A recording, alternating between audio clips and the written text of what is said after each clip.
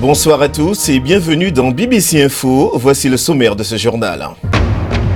Le Rwanda accueille des premiers migrants évacués de Libye. Et pendant ce temps, les combats se poursuivent à Tripoli. Au Sénégal, il y a 17 ans, le Jula s'abîmait en mer avec près de 2000 passagers. Quelles sont les leçons tirées de ce naufrage? Réponse dans ce journal. Et en sport, Emmanuel Coste nous parlera des mondiaux d'athlétisme de Doha. L'Ivoirienne Marie-Josée Talou figure parmi les principales chances de médailles pour le continent. On commence ce journal avec la Libye. Un premier groupe composé de réfugiés et demandeurs d'asile africains bloqués sur le territoire libyen sont arrivés au Rwanda et constituent la première vague de migrants bloqués dans des camps en Libye que le Rwanda a accepté d'accueillir sur son territoire. Les autorités rwandaises avaient indiqué qu'elles étaient prêtes à accueillir jusqu'à 30 000 migrants, mais uniquement par groupe de 500 afin d'éviter que le pays ne soit débordé. Et pendant ce temps, les combats redoublent d'ardeur en Libye, dans la capitale Tripoli, une crise qui menace de dégénérer en une véritable guerre civile. Reportage Orla Guérin et Claire Onimendi. Ici, en banlieue sud de Tripoli, un nouveau champ de bataille. Un voyage au cœur du dernier conflit libyen qui implique des acteurs étrangers. Une nouvelle guerre qui se fait de plus en plus par procuration au Moyen-Orient. Le commandant nous montre la ligne de front où beaucoup sont morts. Lui et ses hommes protègent Tripoli. Ils luttent en faveur du gouvernement reconnu par l'ONU, soutenu par la Turquie et le Qatar. Ils visent les forces ennemies, qu'elles sont soutenues par l'Égypte, les Émirats arabes unis, la France et la Russie. Les combats se déroulent ici depuis le mois d'avril sans que personne ne soit au courant. Mais ce qui se passe sur cette ligne de front a des implications qui vont bien au-delà de Tripoli. On craint que si ce conflit se poursuit, la Libye soit plongée dans une guerre civile. Le gouvernement se plaint d'être désarmé et de ne pouvoir se battre sur tous les fronts. Selon le ministre de l'Intérieur libyen, pendant que la bataille pour Tripoli fait rage, le champ est ouvert pour des groupes armés, y compris l'État islamique, Daesh. C'est une très bonne opportunité pour Al-Qaïda, pour Boko Haram, pour Daesh, pour le crime organisé maintenant en Libye. C'est un très bon environnement et ils utiliseront cette chance, ils l'utiliseront pour s'étendre dans le désert et se déplacer. Et vous ne pouvez pas essayer de les combattre parce que vous protégez Tripoli ?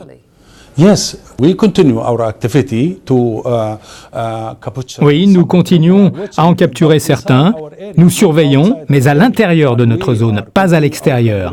Et nous poursuivons notre coopération avec les services de sécurité américains et britanniques. Et nous continuons. Mais en dehors de notre ligne de front, que pouvons-nous faire ? Le gouvernement ne peut même pas protéger l'aéroport de la capitale pris pour cible à plusieurs reprises lors d'une série de grèves. La dernière en date est celle de jeudi. Ces images, qui datent de début septembre, vous donnent un aperçu de la terreur que vivent les passagers. Pour l'heure, l'aéroport est fermé, symbole d'une capitale assiégée. Partons maintenant aux États-Unis. La tentative des démocrates de destituer le président Donald Trump s'accélère. Mais loin de la capitale, que pensent les électeurs de Pennsylvanie, un état décisif de cette affaire? Réponse dans ce sujet de Lamine Noureddine Konkubo. Le chemin de Donald Trump à une réélection éventuelle passe nécessairement par le Midwest américain. Sa promesse de redonner de l'éclat à la ceinture de la oui était déterminante dans sa victoire en 2016. Une fois encore, les ressentiments de l'électorat en Pennsylvanie sur le président pourraient peser sur ses chances aux urnes en novembre 2020. Je déteste de savoir que Trump a demandé ou a essayé de demander que quelqu'un d'autre enquête sur Joe Biden, dit cet électeur potentiel. Cela ne me semble pas normal. Cette dame n'y trouve pas d'inconvénient. Il est le président, dit-elle, et il a des prérogatives et peut se permettre de faire des choses pour lesquelles un citoyen lambda se retrouverait dans le pétrin.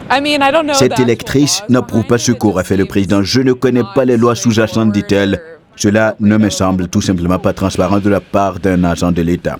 Les relations entre les États-Unis et l'Ukraine sont au cœur de cette affaire. Au sein de la grande communauté ukrainienne de Pittsburgh, ses électeurs sont loin d'être scandalisés. Leur dévotion à Trump reste inébranlable. Je pense juste que c'était probablement une conversation politique normale. Je ne pense pas qu'il y avait eu une intention malveillante derrière cela. Et que dire de la procédure engagée par les démocrates? Je pense que c'est de la folie, dit-il. Juste une nouvelle tentative des démocrates de faire souffrir notre pays parce qu'ils ont perdu des élections.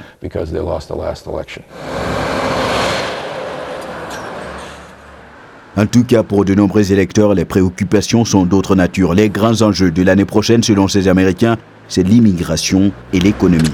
Il fait à fond pour l'entrepreneuriat avec cette touche individuelle, dit cette dame. Alors, Donald Trump est-il mon premier choix? Probablement pas, mais il est au pouvoir, donc je suis inconditionnellement avec lui parce que je suis américaine. Et voici une réponse nuancée. Comme vous le savez, il complique les choses pour, les gens de couleur, hispaniques et afro-américains. Et quand je dis qu'il complique les choses, je parle des lois et des politiques qu'il élabore. Ça déchire des familles. Verdict de cette femme. On aura du Donald Trump pour encore 4 ans. En Pennsylvanie, ce qui retient l'attention, c'est l'élection à venir plutôt que la procédure visant à destituer Donald Trump. Ici, on semble en avoir marre des scandales, une forme de lassitude qui pourrait booster les chances de réélection des locataires de la Maison-Blanche. Le reste de l'actualité en bref et en images. En Égypte, la sécurité a été renforcée compte tenu des manifestations anti-gouvernementales. Des manifestations à l'appel d'un opposant exilé en Espagne pour exiger le départ du président Abdel Fattah al-Sisi et dénoncer la corruption. Près de 2000 personnes ont été arrêtées depuis le début des manifestations le week-end dernier. Le président égyptien a déclaré à ses partisans qu'il n'était pas inquiet.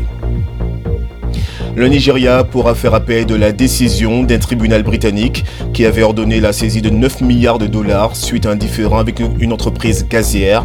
La compagnie en question avait accusé le Nigeria, pays riche en hydrocarbures, d'avoir failli à honorer ses obligations contractuelles. Et pour la première fois, l'Arabie Saoudite va délivrer des visas de tourisme. Les ressortissants de 49 pays sont concernés. Il s'agit d'une première pour le royaume ultra-conservateur. Le gouvernement, qui doit faire face à des prix du pétrole assez bas, espère que le tourisme va se développer et représentera 10% du produit intérieur brut saoudien à l'horizon 2030. Au Sénégal, c'est une tragédie qui avait poussé les autorités à adopter de nouvelles mesures de sécurité à bord des bateaux. Le naufrage du Joola, il y a 17 ans, dans lequel près de 2000 personnes ont péri. Le Joola a depuis été remplacé par un autre navire qui opère dans des conditions de sécurité plus strictes. Mais pour les parents des victimes de l'accident, rien ne peut effacer le douleur. Awa Barkala. Ce navire, c'est l'Aline Sitoé Diatta. Il accueille 500 passagers et remplace un autre bateau disparu en mer. Ce bateau s'appelait le Joola et est parfois surnommé le Titanic africain en raison du grand nombre de victimes de l'accident. En tout, près de 2000 personnes sont mortes noyées. À bord, le jour du drame, il y avait Mabeye Thiam. Il a perdu la vie dans le Joola. Son fils, Alassane, avait 8 ans quand c'est arrivé. À 8 ans, on ne sait pas ce que signifie vraiment la mort. On entend la mort, mais on ne sait pas ce que signifie la mort. C'est un aller sans retour. Tous les ans, le 26 septembre, la date anniversaire du naufrage, il vient dans ce cimetière avec des rescapés et des familles de victimes. Depuis cet accident, le Sénégal a dû tirer des leçons pour améliorer la sécurité des bateaux. Je me trouve à bord du Aline Sitoé Diatta qui, en quelque sorte, remplace le Joola. Il relie la ville de Ziguinchor dans le sud du Sénégal à la capitale, Dakar. Et vous le voyez, il y a plus de mesures de sécurité, à savoir des panneaux de rassemblement, ainsi que des sorties de secours beaucoup plus visibles et des gilets de sauvetage beaucoup plus accessibles. Dernière mesure, on ne peut plus vendre de tickets qu'il n'y a de place dans ce bateau. Il y a le commandant Nyang qui m'attend dans la passerelle. C'est un peu une sorte de cockpit des bateaux. Le Sénégal a pris les mesures qu'il faut, parce que d'abord, on est parti chercher un navire qui donc répond aux normes internationales en matière de sécurité, de sûreté et donc d'installation. À force de chercher les raisons qui ont conduit à la disparition de son père et des autres passagers du Joola, Alassane s'est trouvé une passion pour le fonctionnement des moteurs de bateaux, Une façon aussi de lutter contre l'oubli. On ne va jamais aussi laisser tomber car on a perdu des idoles, des parents, des guerriers, des hommes.